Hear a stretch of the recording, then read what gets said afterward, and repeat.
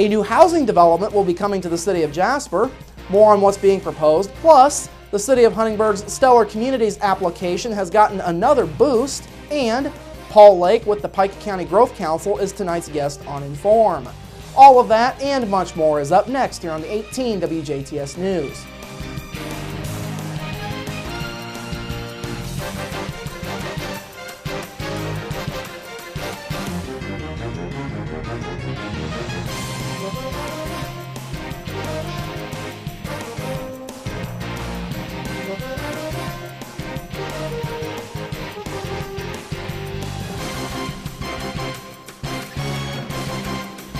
Hello, I'm Bradford Raths. We begin tonight with Indiana State Police investigating the death of an 11-month-old Lagodi infant.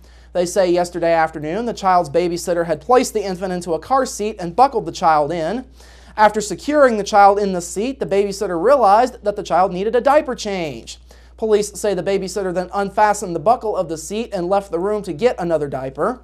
The babysitter told investigators she was out of the room for no more than 2 minutes to retrieve the diaper and refill a drink for another child. When she returned, she found the child had slid down in the seat and become asphyxiated by the upper portion of the seat harness. The babysitter contacted emergency aid and attempted to perform CPR on the child until first responders arrived. The child was eventually pronounced dead. An autopsy was scheduled for earlier today. No names are being released by police at this point. They say the case remains under investigation. A Jasper business owner was taken into custody yesterday on more than 30 felony charges after an investigation into child exploitation allegations. 28-year-old John Caleb Flick was taken into custody yesterday afternoon at Wonderland Vapor in the 300 block of Main Street. The investigation began last week after Flick was accused of taking inappropriate photos of a 14-year-old girl at a residence in DuBois. Police say the alleged incidents took place between January of last year and this month. They say the pictures were taken without the girl's knowledge or consent. Flick was booked into the DuBois County Security Center yesterday afternoon. He faces 16 Class D felonies for voyeurism and 16 Class C felonies for child exploitation, 32 charges overall. Flick is being held on a $50,000 cash bond. The DuBois County Sheriff's Department and the Division of Family and Child Services conducted this investigation. A new housing development will soon be on the way to the city of Jasper. Last night, the Jasper City Council heard from Pete Schweigerott with Cincinnati, Ohio-based Miller Valentine Group about that company's plans to create between 60 and 70 apartments in the former Jofco building along 13th and Vine Streets. The factory was closed back in the early 2000s, though the office space was used up until the recent purchase of Jofco by Jasper Group. The office space is set to be used by Cash Wagner. They bought the office space from Jasper Group earlier this year. Now, the apartments will likely be for people new to the workforce, though nothing has officially been decided at this point. The apartments will be 1- and 2-bedroom units. In-house laundry and green space will be among the features of the new complex. Jasper Military Sites says the city has been approached by several developers over the last 8 months, including Miller Valentine. He says the complex would be a big step forward for the city. That will be a very, very good fit for Jasper, especially as we're trying to gather workers to fill those jobs that we have from our manufacturers. So to announce apartments potentially in the Jofco building is really a big win tonight for Jasper. The project cost will be somewhere around $12 or $13 million. Sites says state tax credits from the Indiana Housing and Community Development Authority will help to keep the rent in the new apartments slightly lower than market rent. Sites says Miller Valentine and the city will be working together on an application for the tax credits. That application is due by November of this year. Sites says a decision on if the city gets the credits or not will be announced sometime in March of next year. Thus, the project is not yet a done deal. On a related note, the council heard an update from City Visions and Gamble & Associates concerning the implementation of the recently adopted Downtown Riverfront Master Plan. That plan was adopted back in December. The presentation focused on ongoing efforts to find potential partners for the former Jasper Cabinet and Hoosier Desk buildings. Sites says people from both the public and private sector have approached him and the building owners about their interest in the buildings. The consultants recommended a couple of main areas for the city to focus on initially. Those were the downtown square, the connectivity pattern on Main Street, and the railroad track area surrounding the Jasper Cabinet buildings.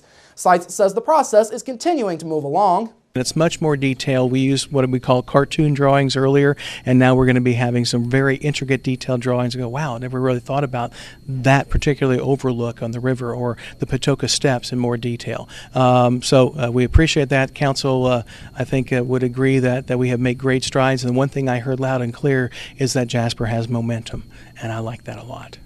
In final notes, the council approved a couple of recommendations from the city's Board of Public Works. These are selling properties on Lechner Lane, Truman Road, and the 30th Street Park area, along with the installation of a new stop sign at 11th and Main Streets near the Jasper Public Library and Annex buildings. The council also heard the first reading of an ordinance to increase electric rates in the city by 6%.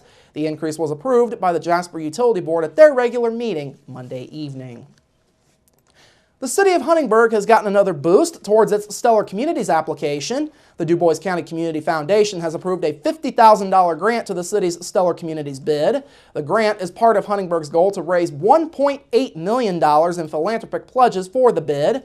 Now, if the city is honored as one of this year's Stellar Communities, 40% of that $1.8 million will be kept by the Community Foundation as an endowment. The foundation says that money would ensure that support for the projects that the Stellar Communities designation would allow Huntingburg to do will continue over the long term.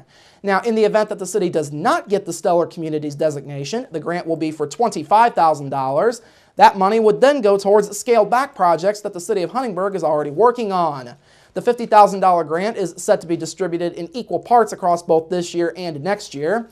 The grant is being supported by the Community Impact Fund, and that endowment supports Huntingburg and the southwestern part of Dubois County as a whole. Additional support is being provided by various community funds that support the entire county. Community Foundation CEO Brad Ward is confident that the funding will help the city's application. I know that commitments have been made to other stellar communities coming from the governments and coming from corporations and businesses. Nothing to this scale, and never was there an endowment component that said we're thinking about sustainability from day one. Meanwhile, Huntingburg Mayor Denny Spenner says the sustainability of the city's Stellar Communities project will be key in the application process. What we've crafted working with the foundation from the philanthropic side is unique, and the fact that we're not only looking for ways to make the stellar projects happen in that 4-year period, but for ways to sustain those projects in years to come. And that's why the partnership with the foundation has been so key, and will show the state that not only are we ready to make these projects happen in the next 3 to 4 years, but we're also preparing for ways to make sure that all those improvements we make are sustained, are part of our community, and are viable for years to come. Now, this announcement marks the second pledge in all that the city of Huntingburg has gotten for the Stellar Communities bid this week. Monday night, the Dubois County Council approved $500,000 in support for the project should the city win the designation. Yet another scam is making the rounds, and Jasper police are warning folks not to let their guard down. The department says they have received several reports from folks who have been contacted by people claiming to represent the publisher's clearinghouse sweepstakes. The callers are being told that they have won a large sum of money and/or prizes. The scammer then asks the potential victim to send the money via a green dot card, Papal card, or other similar method, and after the scammer receives the money, the victim can get their prize. This is a scam, and police are once again advising folks not to give out their personal information or send money or gift cards if you are contacted via telephone, email, or even text message. They say legitimate businesses will not ask you for these fees or gift cards. Now, if you have been the victim of this scam, you should contact the Publishers Clearinghouse Fraud Department as soon as possible. You can do so by calling 800-392-4190 or by emailing abuse@pch.com. Washington police are continuing their investigation into a pair of unrelated stabbings that took place earlier this week. During the overnight hours of Tuesday into Wednesday, Washington police were contacted by Davies Community Hospital concerning a patient in the emergency room who had been stabbed. When they arrived at the hospital at about 12:30 that morning, officers found that 28-year-old Francisco Lopez had suffered stab wounds to the neck. They say that stabbing took place in the 100 block of West Main Street, and an investigation into the incident began shortly thereafter. As that investigation got going, police say 29-year-old Larry Salisbury walked into the emergency room and told authorities he had been stabbed in the shoulder. That stabbing took place at the corner of Front and Greenwood Streets. Both Lopez and Salisbury were treated and released from Davies Community Hospital. As mentioned, the two incidents were not related to each other according to police, and the investigations into both of them are still ongoing. Officials say chemicals fueled a fire that destroyed a dry cleaning business in Vincennes. Off-duty firefighters were called in late Wednesday to help put out the blaze that sent flames through the roof of C&G Quality Dry Cleaning Services. Vincennes Fire Chief Gordon Becker says that the blaze spread so quickly that crews couldn't put water on the building fast enough. The business owner says that all was fine a few hours earlier when he locked up the business that he's owned for 10 years. Finally this evening, Secretary of State Connie Lawson wants voters to remember that Election Day is November 4th this year. She announced yesterday she would begin mailing voter postcards as a reminder. The move also comes as the state is updating its voters list. Postcards that are returned to Lawson will be used to identify any outdated voter information. Lawson said she worked with state budget writers to secure the funding needed to conduct an update of the state's voter rolls.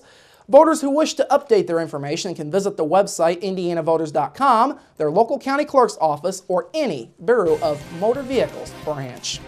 All right, coming up after the break, your local forecast, sports with Kurt Guxell, and Inform with Paul Lake. That's all up next here on the 18 WJTS News. Local people watching local people.